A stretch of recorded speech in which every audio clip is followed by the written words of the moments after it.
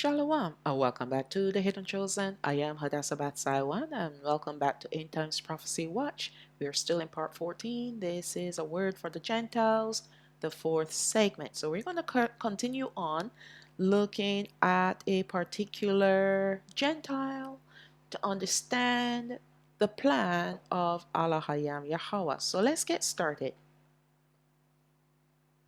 We will look at one more event concerning one of our brethren and his interaction with a Gentile to help us to understand that Alahayam Yahweh will choose a remnant of the Gentiles and bless them with his Ruach. So he's not only bringing them, drawing them to him, but he will also give them of his Ruach. That's the only way we as the people of Alahayam Yahweh, whether of Yasharaal or of the Gentiles, can survive living under this evil canopy that we are currently sitting under. All right? This is the only way that we can overcome darkness is by his light being deposited into us, called Ruach HaKodesh. It is that light that shines and pushes the darkness away by giving us the revelation, the understanding of his word called the truth. All right? Many people, they can recite scriptures, but they don't understand what they're reciting, what they have memorized. That word is not a part of them. How do we know this? Because they continue on in their sins. When a word is revealed within us, that word is like a light that bursts forth and pushes away the darkness. And so that hold that the darkness once held on to us is cut off, severed because of the light. And that's how you know you have just had an interaction with truth. There's one thing parroting what you hear others are saying, or even the words written in the Bible, but it's another thing when you walk in it and you live it and you believe it. All right? Believing is not just saying, I believe. Believing comes with action, a transformation, even. And that's why many people out there today, they claim that they know the truth, but they're still living in sin. That cannot be, because truth will keep you away from sin. Truth would expose lies and deception, keeping you away from sin. Truth will protect you from provocation, which will lead you to sin. Truth will also keep you away from temptation, which will also keep you away from sin. Remember when HaMashayach was tempted of the devil 3 times? What did he use? He used the word, because he was already the word in the flesh. So when he spoke truth. And that's the power of Ruach HaKodesh working upon the word, moving upon the word. Just like when Alahayam spoke in the very beginning, and Ruach HaKodesh moved on the face of the waters, and then there was light. This is the work of Alahayam, Ruach HaKodesh, and HaMashayach, all combined together, working on our behalf to keep the darkness away from us. It is like that for Yasharaal, and it's the same with the Gentiles who want to come in with us. All right? It's one thing to say, I want to be found worthy and counted amongst Yasharaal, and it's another thing to walk it out. All right? It will be by this blessing of receiving his Ruach that they will be empowered in order to be able to endure the coming end times judgments. And he did it in the past with Gentiles. He's still doing it today with certain Gentiles, Not all, not a lot, only the ones that have discovered the truth about Alahayam Yahweh. He is moving on their hearts because they have had an encounter with truth. And so it will be as time goes on, that more of the Gentiles, the ones who will be awake his Ruach. So let's read on. Acts chapter 10. Okay, let me read that again. It will be by this blessing of receiving his Ruach that they will be empowered in order to be able to endure the coming end time judgments. So this is the most important point that I have been driving home. The Gentiles have to go through. We're already in the seal judgments. It will cease for the southern kingdom. This is seal number 4 that we're at right now. We will not see seal number 5. Then Alahayam is going to turn his attention to the northern kingdom. They too will be sifted. They will have to go through the judgments up to trumpet number 5. Then they will see no more judgments, because by that time all of the righteous remnant will be regathered and be on the Exodus, the second Exodus that everyone is talking about today. They're talking about it for 12 tribes, but it's not going to be 12 tribes that will be going in the second Exodus. Only the northern kingdom, made up of 9.5 tribes. The southern kingdom will be taken up in the chariots. And now after the northern kingdom now are secured, now Alahayam will turn his attention to the Gentiles, because now they have to continue on in the remaining judgments, including the wrath of Alahayam Yahweh. However, those that have the seal of Alahayam Yahweh upon their foreheads will not have to endure his wrath.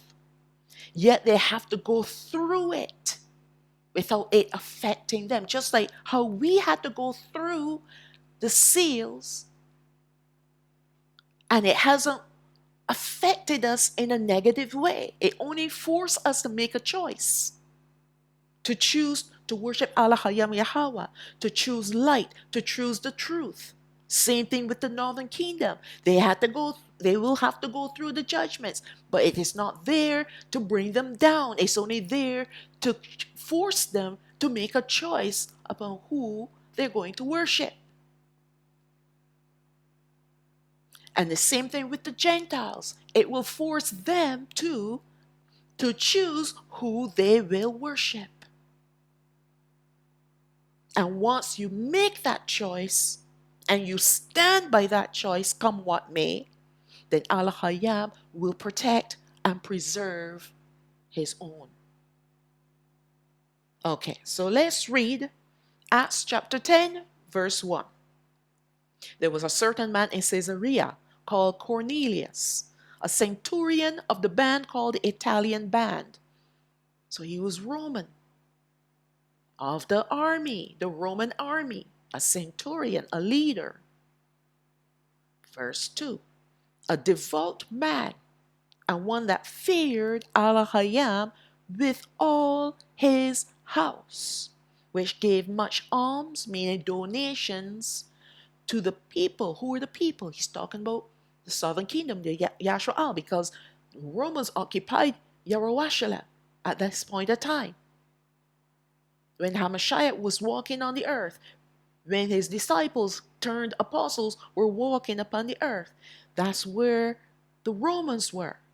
The Roman soldiers, the Roman Empire, they came in and occupied our land. So the donations that he made were to the people of Yasharaal of the southern kingdom. The northern kingdom was long gone.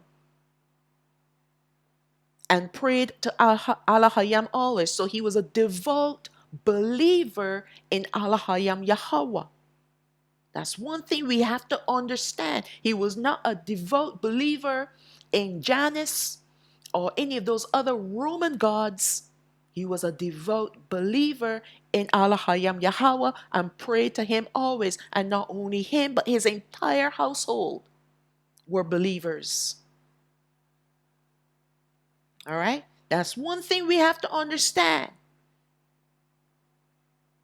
A lot of believers, a lot of Christians out there believe that they can come as they are with their filthy garments, and Alahayam, Yahweh, will accept them.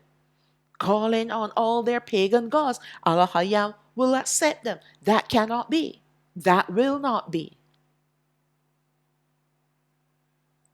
Verse 3. He saw in a vision, evidently about the ninth hour, that's 3 p.m. in the afternoon of the day. So, the ninth hour of the day, an angel of Alahayam coming into him and saying unto him, Cornelius. And he looked on him, he was afraid, and said, What is it, Adawan? And he said unto him, Your prayers and your alms are come up for a memorial before Alahayam Yahweh. So that meant that Alahayam Yahweh was receiving his prayers and all that he was doing on behalf of his people, meaning the southern kingdom. Alahayam was paying close attention to Cornelius. Verse 5, and now send men to Joppa and call for one Simon, whose surname is Ka'apa'a, that's Peter. He lodges with one Simon, a tanner, whose house is by the seaside. He shall tell you what you ought to do. So this is now answering the question as to what Cornelius was praying about. Cornelius had gotten to a stage in his relationship with Alahayam Yahweh, and he wanted to grow more. He wanted to know more. He wanted to understand more. All right? And Alahayam had respect unto his prayers because of what he was doing unto his people, the southern kingdom. For Gentiles who believe that all they need to do in order to be saved from eternal damnation is to say a sinner's prayer, then this history about Cornelius, the Roman soldier, will prove them wrong. All right? It's not about saying the sinner's prayer, because a lot of people say the sinner's prayer and they still go out there sinning. But a lot of Christians believe that once saved, always saved. And once you say the sinner's prayer, you're saved. Where in the Bible does it say that? Alahayam destroyed his own people because of sin. All right. Let us consider what Cornelius did. He was a devout believer in Alahayam. Alahayam Yahweh. All right? Who feared him and worshipped him along with his entire household. He gave to the poor of Yasharaal because he loved them and took care of them. He prayed and fasted unto Alahayam. These are the things he did, which proved that what he was saying was a reflection of what he felt in his heart. Because a lot of people, they've got black hearts, but they can say the right things because they know what to say. It's deception. But his heart was pure. And so his words that came out, they were also pure and honest.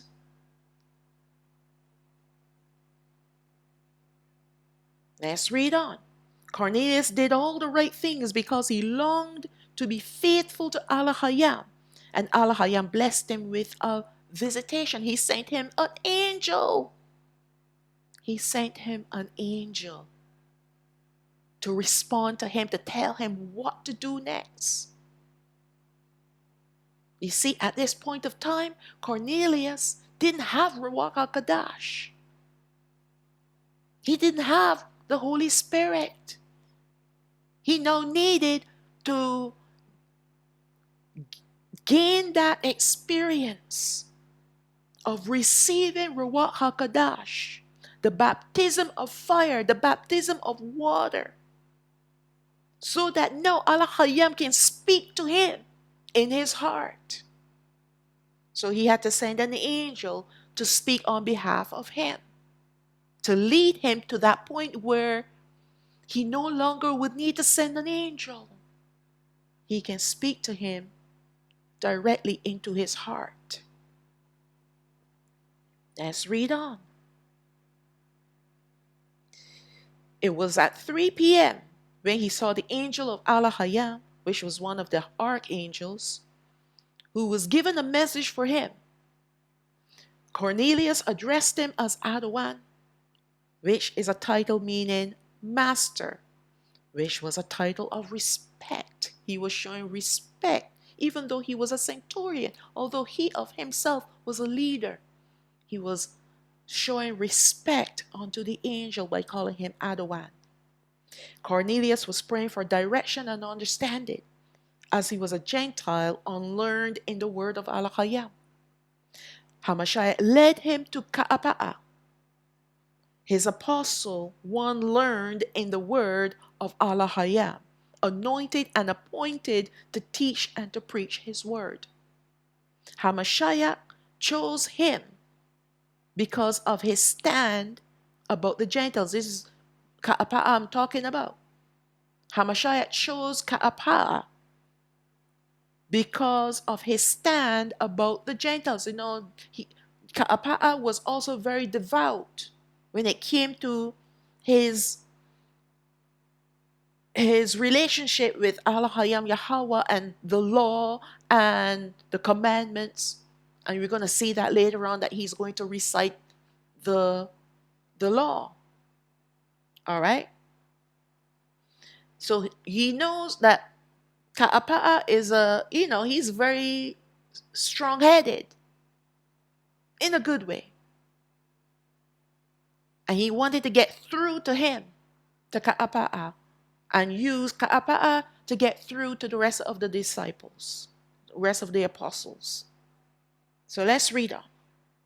So HaMashayach chose him because of his stand about the Gentiles, and this was going to be a vitally important lesson to be learned for Ka'apa'a and the other apostles. What they were doing was not in any way outside of the will of Ha'abba, as HaMashayach had instructed them not to go to the Gentiles with his message and with his healing. He never instructed them when he was with them. He said, go to the lost sheep of the house of Yasharaal. He said, do not go in the way of the Gentiles or the Samaritans. Just go to your people. Right? They got first dibs. But we know HaMashayach, from looking at the last study, he himself went to a woman in Samaria. He purposely went and paid her a visit. And he stayed on in Samaria and ministered to the people there. And many believed on him. So they weren't being, as some people will say, well, they're being selective. Right? They were only walking in the ways in which they were instructed to walk, to stay away from the Gentiles. Because the Gentiles, they worship their own gods. And they have their own religions. Whereas Yasharaal, we're called to serve Alahayam Yahweh. And once you start mingling with the Gentiles, then there's always that danger that whatever or whoever or whatever they're worshiping can rub off on us. And it's happened throughout our generations. As soon as we start mingling with other nations, their lifestyles start to rub off on us. They were being obedient to his instructions, but this was a new lesson which he was ready to teach them all, starting with Ka'apa'a. The apostles had come to a place of great spiritual maturity by this time, where their reach was now being expanded, but with limitations, which we will discuss later on. So now they're reaching further afield beyond Yasharaal now, reaching out to the Gentiles. All right? Let's read on. Matthew chapter 10, verse 5. These 12 Yahawashao, that's HaMashayach, sent forth and commanded them, saying, Go not into the way of the Gentiles, and into any city of the Samaritans enter not, but go rather to the lost sheep of the house of Yasharaal. This was his instruction that he gave to them, and this is exactly what they were practicing at that time until this encounter with Cornelius. Acts chapter 10, verse 9. On the morrow, as they went on their journey and drew nigh unto the city, Ka'apaa went up upon the housetop to pray about the sixth hour, which is around noontime. Now, I skipped some verses because they weren't quite relevant. Well, they are relevant, but it would make the study a bit long, and I can give you a synopsis quickly to allow you to know that when after Cornelius received the instructions from the angel to send the men to Joppa to go and get Ka'apaa so that he can tell you what to do, that's exactly what he did. He sent men to Joppa to go and speak to Ka'apaa. And this is where we are right now, because now they're on their way. And in the meantime, Ka'apaa, he went up on the housetop to pray, and he was hungry. Verse 10, and he fell into a trance. That's kind of a vision, but an open eye vision. All right? Meaning he was not sleeping. He was awake. His eyes were open, but he was seeing images before his face. Verse 11, and saw heaven opened, and a certain vessel descending unto him, as it had been a great sheet knitted at the four corners and let down to the earth, wherein were all manner of four-footed beasts of the earth, and wild beasts, and creeping things, and fowls of the air. And there came a voice to him, Rise, Ka'apaa, kill and eat. But Ka'apaa said, Not so, Adawan, for I have never eaten anything that is common, meaning unhallowed. It hasn't been blessed or unclean. He has not eaten anything common or unclean. So everything that he ate was blessed, considered blessed by Alahayam Yahweh, and clean. Because we have unclean foods and we have clean foods.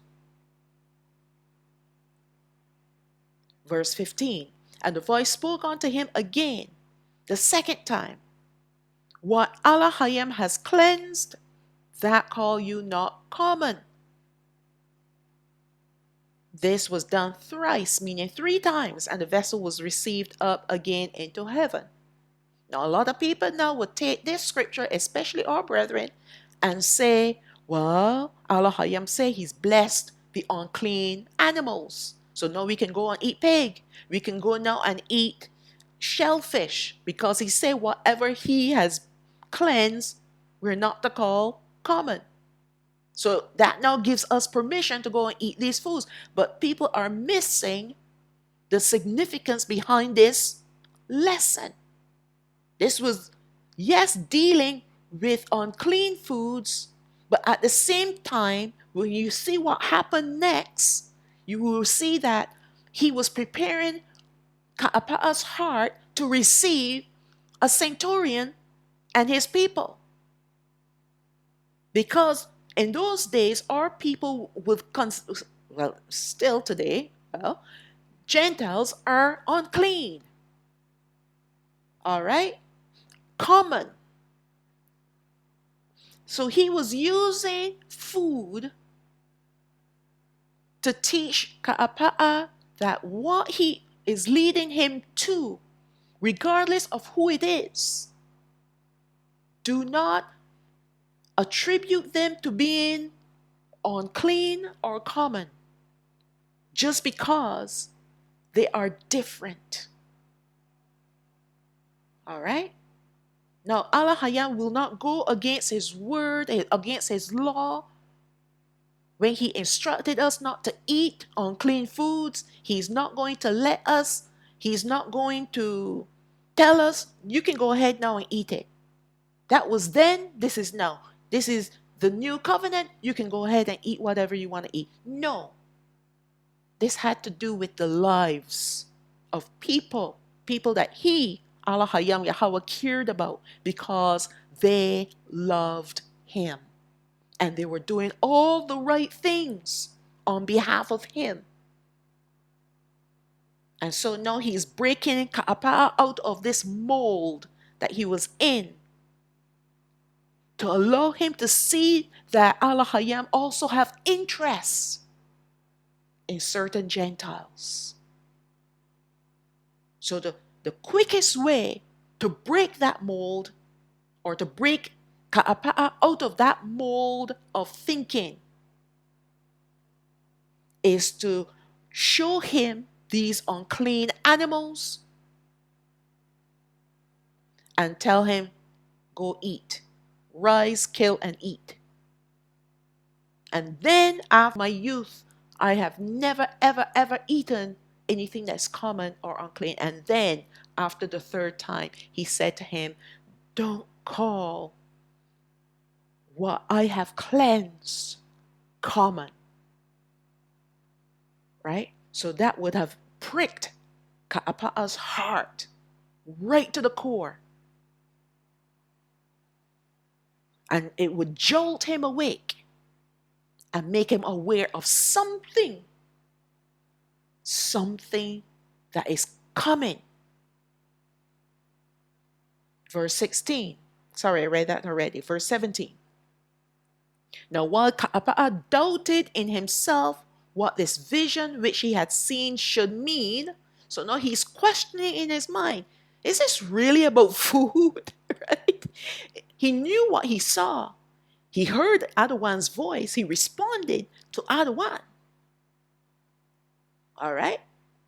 But now he's trying to figure out the significance behind this vision.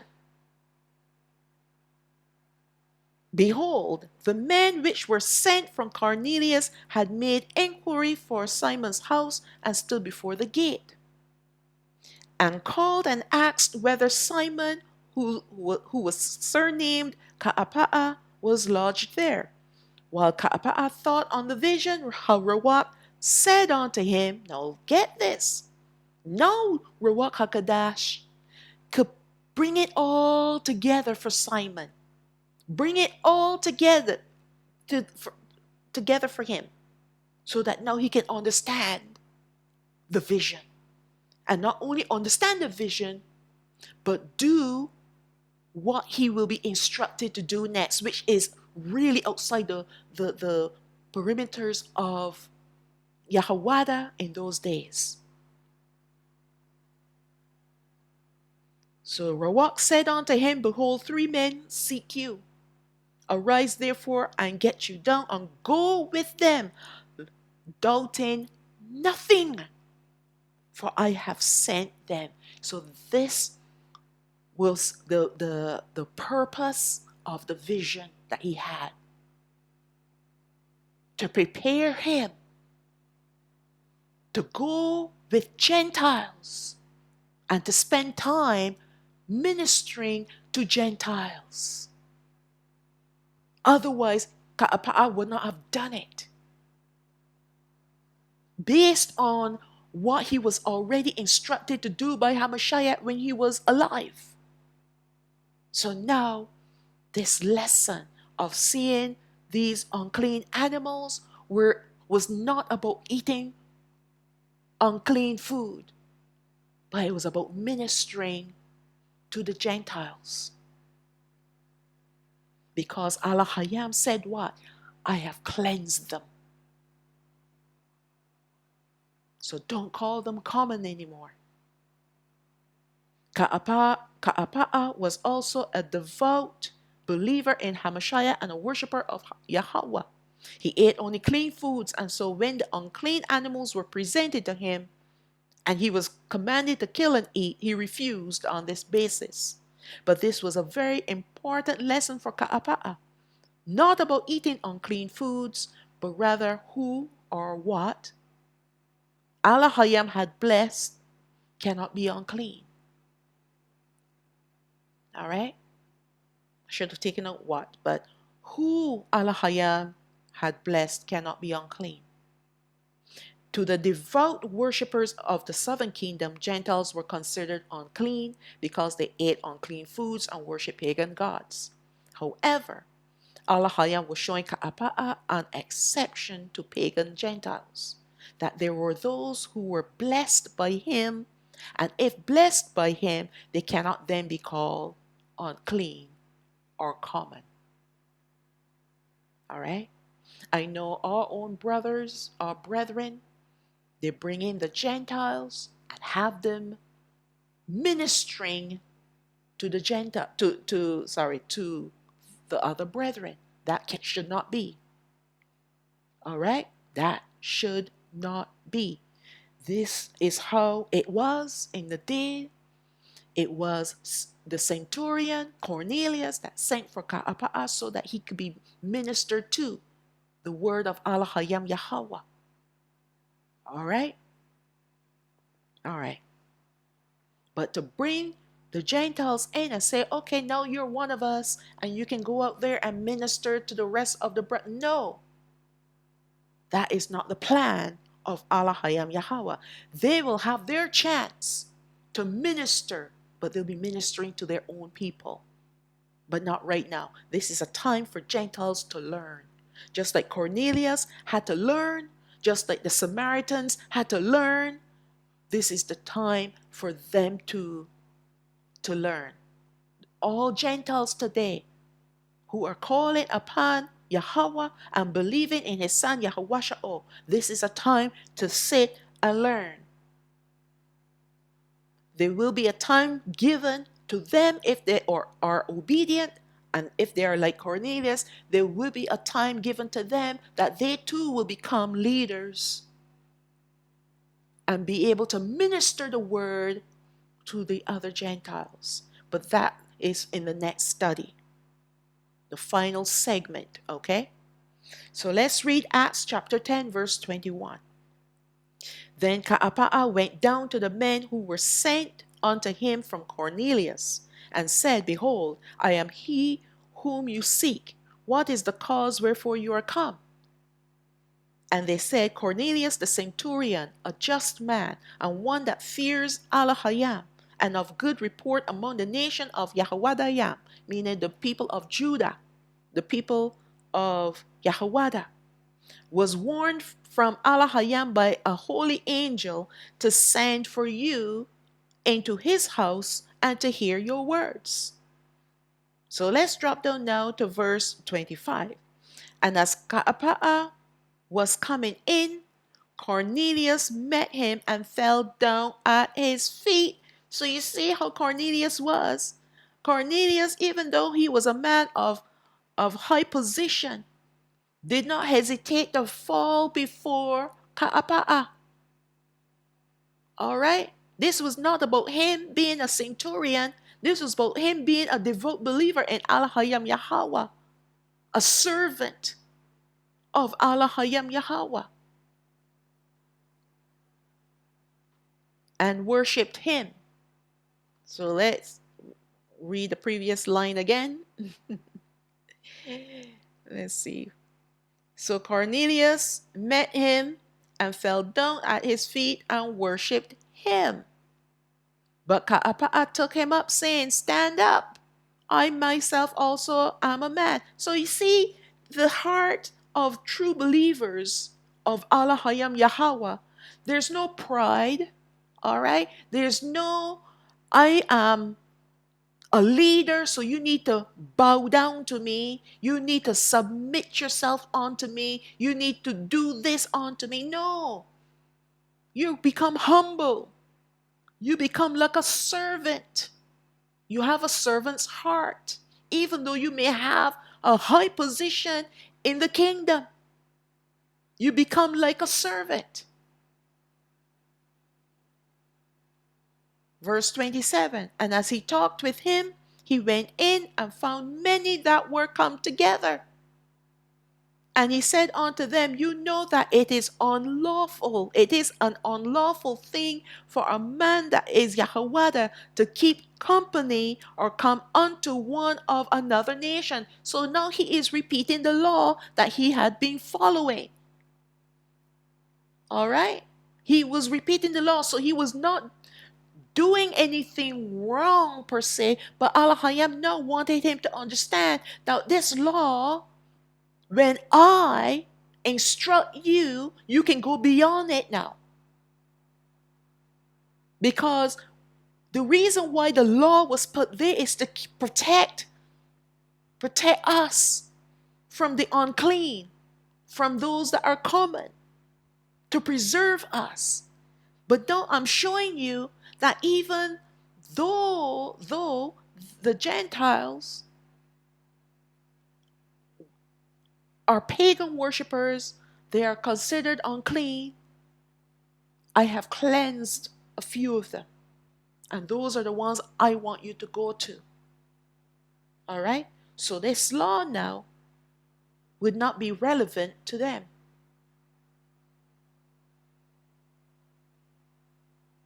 Or it would not relate to them. But Alahayam has shown me that I should not call any man common or unclean. Right? And when he say any man, he's just merely stating,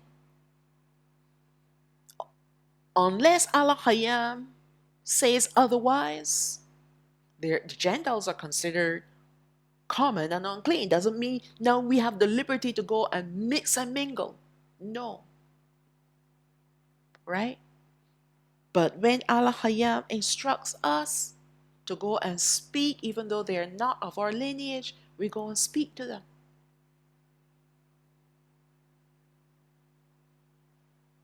Therefore, verse 29, therefore I came unto you without gainsaying as soon as I was sent for. For I asked therefore for what intent you have sent for me. And Cornelius said, 4 days ago I was fasting until this hour. And at the 9th hour, that's 3 p.m., I prayed in my house, and behold, a man stood before me in bright clothing, and said, Cornelius, your prayer is heard, and your alms are had in remembrance in the sight of Alahayam. Send therefore to Joppa and call here Simon, whose surname is Ka'apa'a. He lodges in the house of one Simon, a tanner by the seaside, who, when he comes, shall speak unto you. Immediately therefore I sent to you, and you have well done that you came.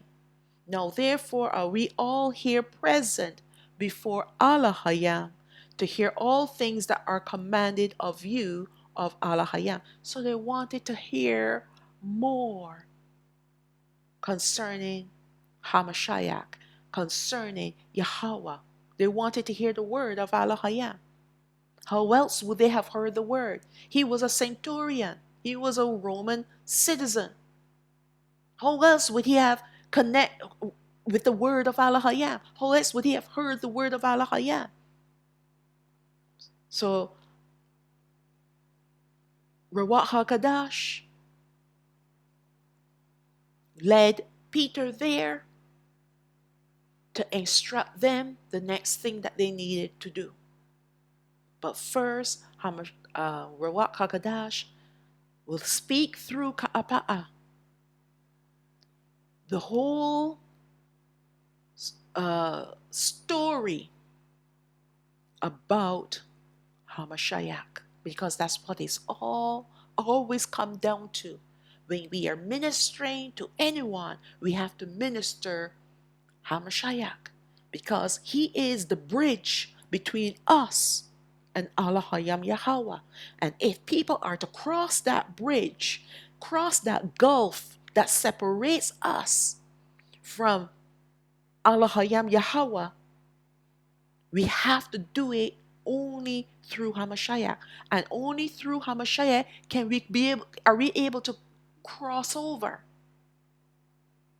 And that's why HaMashayach, when he sent his disciples, when he sent his apostles, he sent them with the good news about the kingdom and how to enter into the kingdom by first believing in the Son of Alahayam. That's what we need to minister. There's only one way into the kingdom, and that's through HaMashayach. Because of what he did on the stake. He shed his precious blood, and that blood is what cleanses us of our sins. We're also cloaked in his righteousness, so now we can enter into the presence of Alahayam Yahawah. And now he can release his Ruach onto us to prepare our hearts further by giving us the light, by giving us the revelation of the word, so that now we can actively walk out the law and the commandments. You know, some people say, well, we can't possibly live the law. We cannot walk in obedience to the law. It's impossible. In the flesh, it is impossible. But when we walk in the spirit and we walk in the truth, we are fulfilling the law. Why? Because we first believe in HaMashayach, who is the fulfillment of the law. And when we believe in him and he releases his Ruach to us, it is through him that we're able to walk obediently and successfully in the laws, the commandments, the statutes, and the judgments. Can't do it any other way. Can't do it any other way. So let's read on, verse 34. Then Ka'apa'a opened his mouth and said, of a truth I perceive that Alahayam is no respecter of persons. But in every nation he that fears him and works righteousness is accepted by him. So these are the key important points that we need to understand. Gentiles that believe in him, that fear him, and walk in righteousness will be accepted by him. Let's drop down to verse 38, because all that he has spoken of is concerning believing in HaMashayach. Verse 38, how Alahayam anointed Yahawashao, that's HaMashayach, of Nazareth with Ruach HaKadosh and with power, who went about doing good and healing all who were oppressed of the devil, for Alahayam was with him. And we are witnesses of all things which he did both in the land of Yahawashao and in Yahawashao, whom they slew and hung on a tree. Him Alahayam raised up the third day and showed him openly. So you see now how he is preaching and teaching about HaMashayach, so that they now have an opportunity to believe in HaMashayach, so that they now can be cleansed of their sins. All right? Verse 41. Not to all people, but unto witnesses chosen before Alahayam, even to us who did eat and drink with him after he rose from the dead. And he commanded us to preach unto the people and to testify that it is he who was ordained of Alahayam to be the judge of quick and the dead, those that were quickened and those that are spiritually dead. Quickened in the spirit means you become awake in the spirit by Ruach HaKadosh. When you're dead, that means you don't have Ruach HaKadosh. So he's the judge of both the quickened souls and those who are spiritually dead. Verse 43. To him give all the prophets witness that through his name whosoever believes in him shall receive remission of sins. While Ka'apa'a yet spoke these words, Ruach HaKadosh fell on all them who heard the word. You see what happened? Because their hearts were so hungry for the word of Alahayam, to believe that as Peter, Ka'apa'a was speaking and they were believing, their hearts were like so full of joy that Ruach HaKadosh fell upon them. Verse 45. And they of the circumcision, that means other people like Ka'apa'a of Yahawada. Because you have the circumcised and the uncircumcised. The uncircumcised are generally Gentiles. Although you have some brothers today that are uncircumcised. But in those days, the circumcised were those of the southern kingdom, of Yasharaal. All right, that's part of our token. That is a token of our covenant with Alahayam, circumcision of the flesh. So those of the circumcision who believed were astonished. You see, because all along our forefathers have been taught and trained up to believe that they of the circumcised, though they of the circumcision, all right, are the ones that are in covenant with Alahayam Yahweh and will receive his reward. Now they were not wrong, but now Alahayam is expanding the borders a bit to show them that they are a select group or people of the Gentiles. They are selected Gentiles. They were selected by him that will worship him. And he too will pour out on them. He was teaching them a vital, important lesson. And this is a lesson that we need to learn today as well. I know some of our brothers, we kind of call out Edomites and we call the Caucasian people Edom and Esau and all these different things and kind of push them away. But Alahayam said, no, don't do that. Don't do that. You minister the word. If they will receive it, they will receive it. If they don't want to receive it, let them go their way. It's okay. It's not for everyone. Only a small number of the Gentiles are coming in anyway. But the few who will listen, those are the ones that he will prepare to speak to the rest of the Gentiles that will come in with us. All right? So right now, there are a tiny number of Gentiles that will receive the word from Alahayam Yahweh and worship him. Very few. All right. Let's read on. Let's see where I left off. And they of the circumcision who believed were astonished, as many as came with Ka'apa'a, because that on the Gentiles also was poured out the gift of Ruach HaKodesh. They were shocked. They have never seen or heard of anything like this happening ever before. Verse 46. For they heard them speak with tongues and magnify Alahayam. That's how they knew. Then answered Ka'apa'a, can any man forbid water that these should not be baptized, who have received Ruach HaKodesh as well as we? So now he's ready to water baptize them. They received the baptism of fire. Now they're to receive the baptism of water. All right? Verse 48.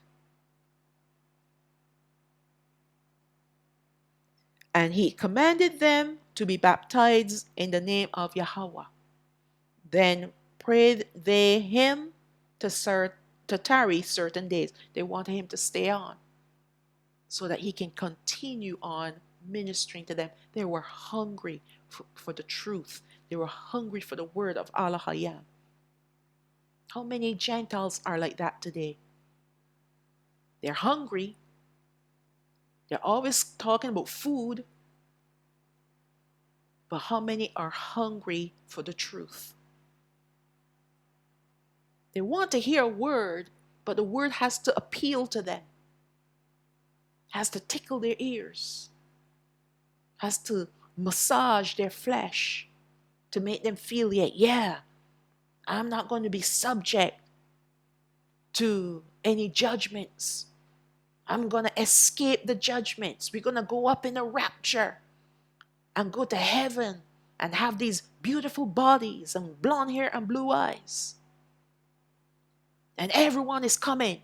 Everyone, even if they don't believe. As long as you say that sinner's prayer, you're in like Flint. You're coming up. Even the pets are coming. All children will be saved. I don't know where in the Bible it says that. All children will be saved. All children are coming up. We're all being raptured up together. This is what the Gentiles are believing. Heaven forbid if they understand the real truth, that they got to stay here and they got to prove their loyalty and their faith to Alahayam Yahweh. In fact, they first have to know who Alahayam Yahweh is. A lot of them don't know him. They know Jesus. They know Christ. They know Lord. They know God. They know Yahweh. But they don't know him as Yahweh. And they don't know his son as Yahawashao.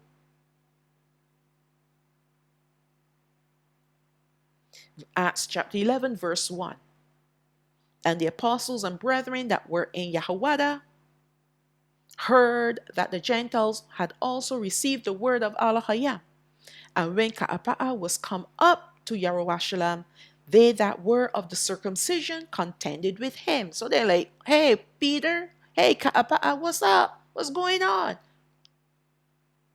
Saying, you went in to men uncircumcised and did eat with them. But Ka'apa'a rehearsed the matter from the beginning and expounded it by order unto them, saying, so he started from the beginning when he was up on the roof praying, and you saw the sheet with the animals descending, and the voice of Adawan say, rise, kill and eat. And it happened 3 times, and he said, no, no, no. And then Alahayam Yahweh said, whatever I have cleansed, do not call common. So he recited the whole aspect, even what Cornelius went through. Cornelius was praying. An angel appeared to him and told him to send for Simon, who is also called Ka'apa'a, at Simon the tanner's house. And he recited it all. Everything. All right. So let's drop down onto verse 13. And he showed us how he had seen an angel in his house, who stood and said unto him, send men to Joppa and call for Simon, whose surname is Ka'apa'a, who shall tell you words whereby you and all your house should be saved. The only way Gentiles will be saved is by hearing the word of Alahayam Yahweh from the mouth of his servants, who is Yasharaal. You can't hear the truth from another Gentile as long as we are here. And that's why Alahayam right now, he is preparing Gentiles to be his ministers, who will preach and teach to the other Gentiles who will want to know the truth. But for right now, they're not called to preach or to teach. They're called to sit and learn. All right? Take it all in, because a day will come when you will be doing exactly what you see what we are doing. All right. Verse 15. And as I began to speak, Ruach HaKodesh fell on them as on us at the beginning. So when they were in the upper room, this will be found in Acts chapter 2. When they were in the upper room, the day of Pentecost, that's when Ruach HaKodesh fell upon them. It was like tongues of fire upon all their heads. Verse 16. Then I remembered the word of Adawan, how that he said, Yawachanan indeed, this is Yawachanan, John the baptizer, indeed baptized with water, but you shall be baptized with Ruach HaKodesh. Verse 17. For as much then as Alahayam gave them the like gift as he gave on Adawan Yahawashao HaMashayach, who was I, that I could withstand Alahayam? Who am I to stand in his way? If he wants to give them of his spirit, who am I to say no? They believed on his son. That is the key point that we all need to understand. Those of the southern kingdom, those of the northern kingdom, and those of the Gentiles. As long as you believe in Yahawashao, HaMashayach, you worship Alahayam Yahweh, and you walk in his commandments, you walk in his laws, you obey his laws, now he will accept you. Okay? You do have a place in his kingdom as long as you continue on by faith. And he will release, HaMashayach will release Ruach HaKodesh onto you to preserve you in all that is coming, all that is already here, and all that is coming, to throw us off the path, to throw us back into the darkness. Verse 18, and when they heard these things, they held their peace and glorified Alahayam, saying, then Alahayam has also granted to the Gentiles repentance unto life. Hallelujah. He's given it to the Gentiles as well. But they need to meet the criteria. They need to believe in HaMashayach and not in Jesus Christ, in HaMashayach, Yahawashao HaMashayach. They need to worship Alahayam Yahweh, not Lord, not God, not Yahuwah, not Ahaya, but Yahweh. All right? These are the things that they need to do. And once you start getting that ball rolling, so to speak, then he will release his Ruach onto you. And you'll be led to be water baptized, because you need to be water baptized. You see what I said about the Gentiles who receive Ruach HaKodesh? He could have stopped it right there and said, okay, my work is done. No, he said, is there anything to stop you from being water baptized? No, because water baptism is vitally important as part of the requirements to enter into the kingdom. All right? HaMashayach spoke about it. He baptized only his disciples. And then his disciples went and baptized others. Water baptism is very important. Don't let anyone tell you otherwise.